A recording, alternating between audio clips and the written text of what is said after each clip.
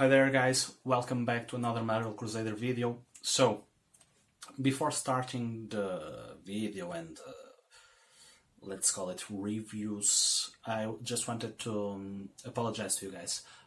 It took me about, 3 weeks to make a new video, and I just wanted you guys to know why. At first, on the first week I was on vacations, so I couldn't have my collection near me for most of the time, so that made it impossible for me to make a video. On the second week I was actually down with a cold, and honestly I didn't want to do a video sneezing on you guys, and I believe that you guys wouldn't want to see me cleaning my nose and all that stuff on video, so I decided not to do a video. The week after that, which was last week, well, I was to a metal fest, and I believe that all of you guys can understand that, well, if I'm there I won't be making a video. As simple as that. So maybe next week there won't be a video too, not sure too. Now, to get into the update. This update will be quite a big one. It will not be in an entire video. Instead, there will be a series of videos about this update, because I have really a lot of new stuff. Some stuff that I've ordered, some stuff that was given to me, but really a lot of stuff to talk about. And without further ado, I will say let's start right away. So, the first release I'm going to talk about is by Abstract Void. This was released on 2018, so last year. It was released by Flowing Downward Records, and the CD version was released by Avant-Garde Music, which last time that I reviewed or talked about an Avant-Garde release, which was the one by Overfacing Transcendence, I said it seemed like sheep on the part of the label. Well, now I know it's not only them. This label probably is a sheep label. Just let me, if you guys can look. Maybe you can't see how fragile this really is on video, but let me tell you something. I have a lot of digipacks, and when it comes to quality, this has to be amongst, if not the worst. But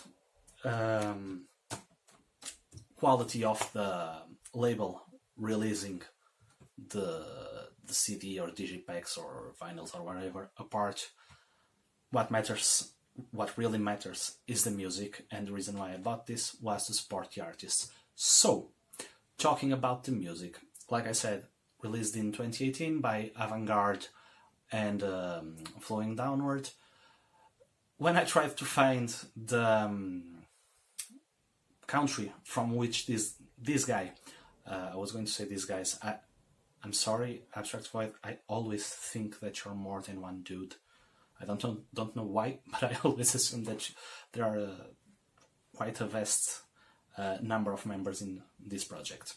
So sorry if from now on I keep saying they when it's him. So, like I was saying, he is from planet Earth. That's what I've discovered. Because if you try to find out the location, the country, or something like that from this guy, you will find out that all you can encounter is planet Earth, which is something I find quite amazing, or interesting, or funny, or something like that. So, about the music, about the release itself. On what comes to Abstract Void, I would definitely have to say that this is an evolution from their previous release, which was Into the Blue. I believe that now it's a more cohesive project. I believe that's the word I want to use. It feels more like not so spread out as the previous release Into the Blue. This one I feel it's more solid and better done. The music itself, if you guys know what synthwave is, if you're into that, and if you're into atmospheric black metal, I would definitely say that you need to listen to this. because you will like this. This guy, there I go again. This guy to me did the impossible, which was getting an electronic vibe of music, which is synthwave or outrun or stuff like that, and mix it with atmospheric black metal, creating something brand new, something completely hypnotic. I have to say that I can't even recommend you tracks from this release because I don't know the tracks. I put this in the CD player, it plays, and there I go on a trip to who knows. It's really incredible what these guys make, and definitely going to recommend you to listen to the entire album. I wouldn't even go as far as calling this a completely new genre, because they really break some barriers, I believe. And I believe in a certain way that this is what black metal truly is about, which is making new stuff, defying yourself, and always trying to be more creative. Let's call it that way, maybe. So, similar artists, or similar artists. I just said that these guys are probably on the verge of something new, on the verge of a completely new genre. Well, Elderwind. If you guys like Elderwind, you might like this. So if I'm talking about Elderwind, I would have to say maybe Eldamar too. Well, if you guys like atmospheric black metal in general, give this a listen. You might like it. If you guys like synthwave and atmospheric black metal, you will like this. Moving on. Like I said, I have a whole lot of new releases to talk about because, to be honest, last month was my birthday, and my amazing girlfriend gave me a lot of LPs. And I'm going to start with one of my favorites, actually, which is Archgoat. Well, Archgoat, like I like to say. Let me just... Again, amazing artwork by Chris Moyen. I will talk about the release right away. Let me just show you everything. This booklet has thick pages. Don't know what's wrong with me today. I'm doing a lot of...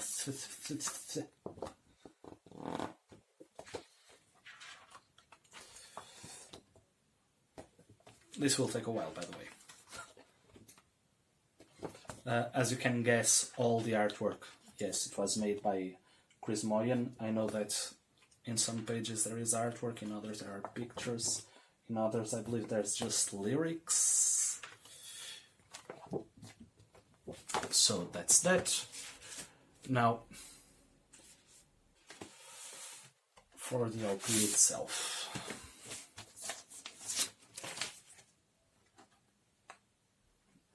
Beautiful, beautiful red LP. Now that I'm thinking about it, I believe from Archgoat, all the LPs that I have are colored in some way. Maybe red, I have a purple... No, I believe that the split is a black one. Not sure. Something I've found different is that this is the first release without the split, or excluding the split, which doesn't come with a poster. Come on, guys, you got me used to a poster by release. You should continue to do that. Okay, I will take care of this later. Archgoat, The Luciferian Crown, released on 2018 by Debemur Morty. By the way, contrarily to avant-garde music, Debemur Morty makes incredible quality releases, like you just witnessed. The quality of that booklet, the pages are so goddamn thick. I don't know if I could ruin that. Of course I could, but it would be quite hard for me to damage that by that being so well done. Now, like I said, to talk about the release.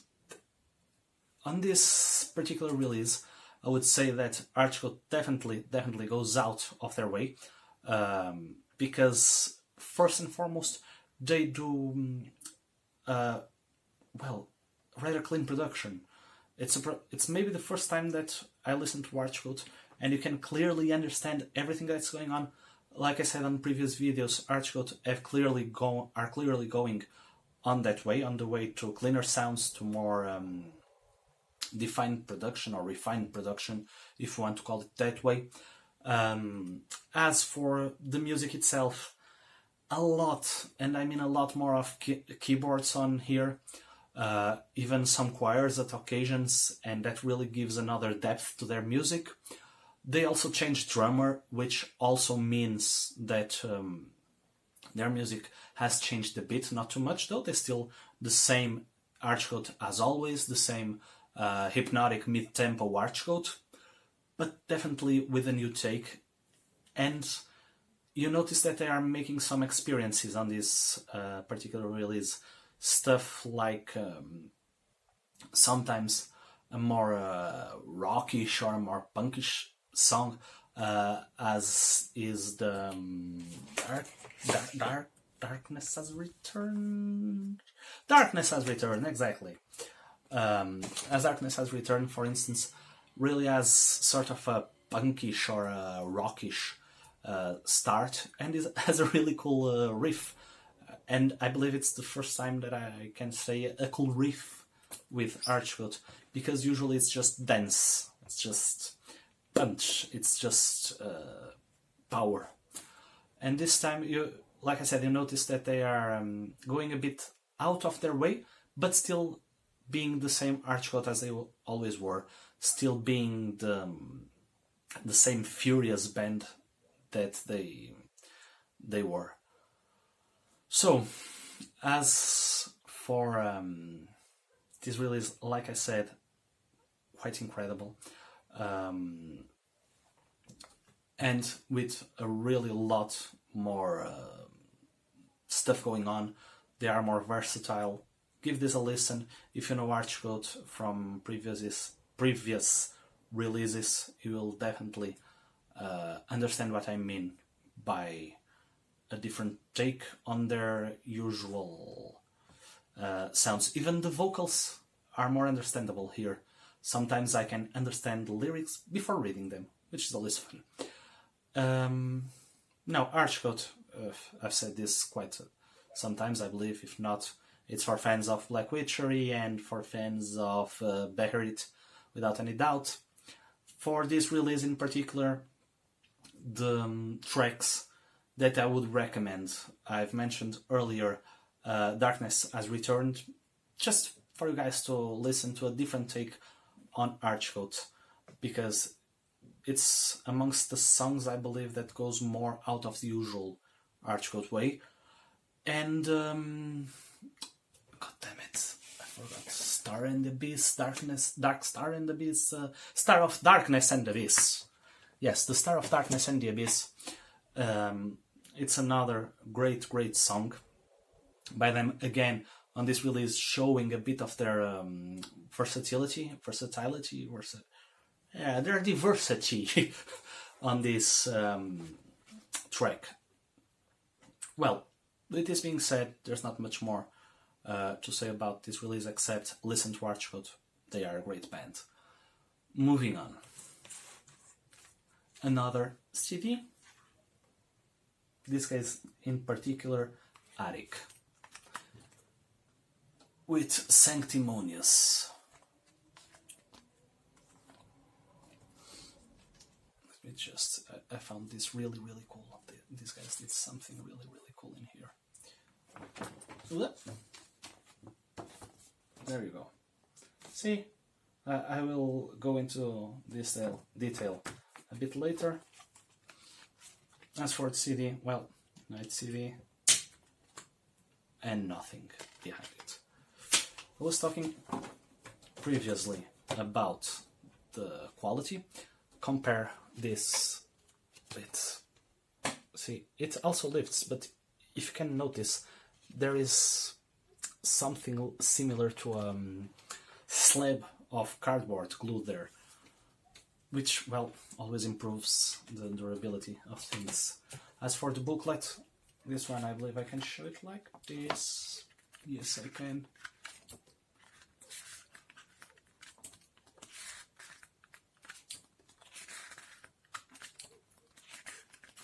Quite a long booklet.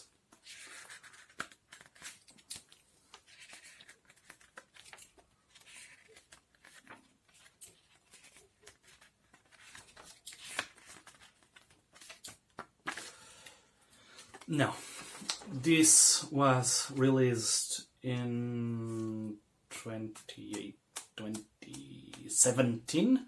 It was released by Van, something like that. This band hails from Germany. And let me tell you something just in particular about this band.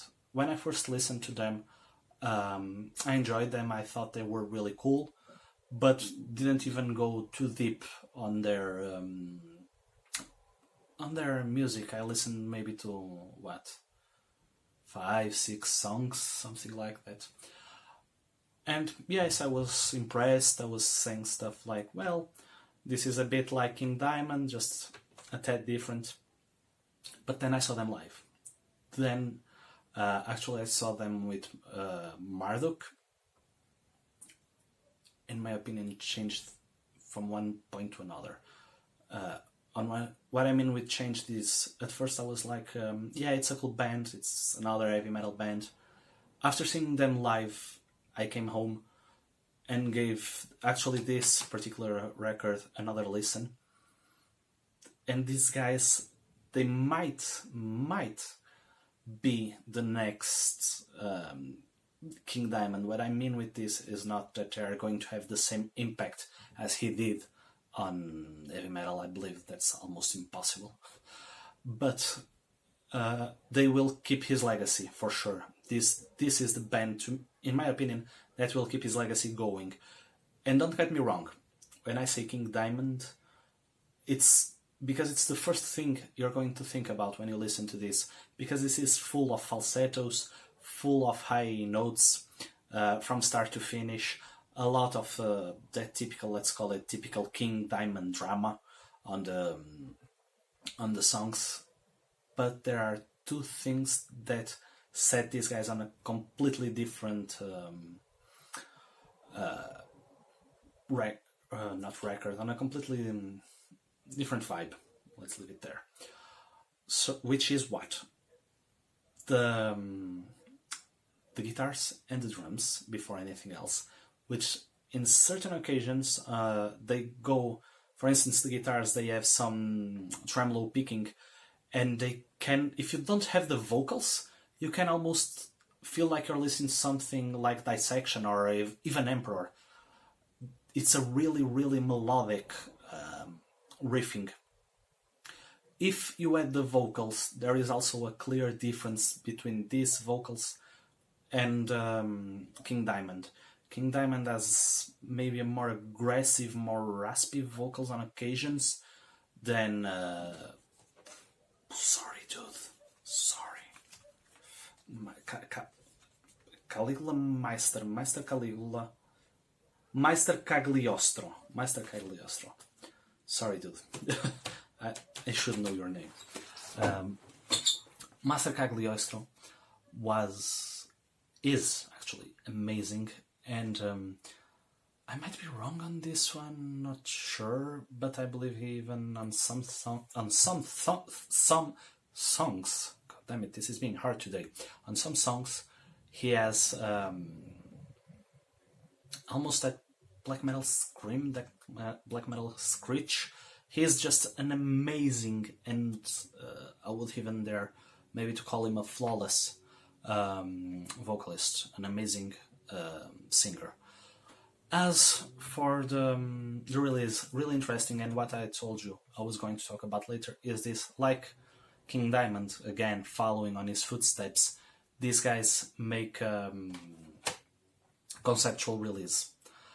And the thing that I showed you before is because this is set on monastery, and that was the map of the so-called monastery. It was something really cool. Didn't expect that to be in the release. When I saw it for the first time, I was really pleased with seeing that they took that extra step with the release. With all this being said, I would definitely recommend this for fans of King Diamond. Well, Emperor and Dissection, maybe, just because these are the three bands that I mentioned throughout the video. And as for tracks, I would have to definitely recommend you two. One of my favorites has to be a Serpent in the Pulpit, and Dark Osana. A Serpent in the Pulpit will show you the vocal range of this guy, and will show you the usual heavy metal riffing that you're expecting from someone who worships King Diamond. As for the other song, Dark Osana, it's something like a ballad, maybe. I could definitely call it a ballad, where in that music, yes, you can feel the absurd range that Master Cagliostro has. I'm starting to memorize. So, with all this being said, these are the first three releases that I will be talking about. On the next video, there will also be an update to the collection, something similar to this. Until then, keep your horns up. Hope you enjoyed. If you did, please like, share and subscribe. See you on the next video, guys.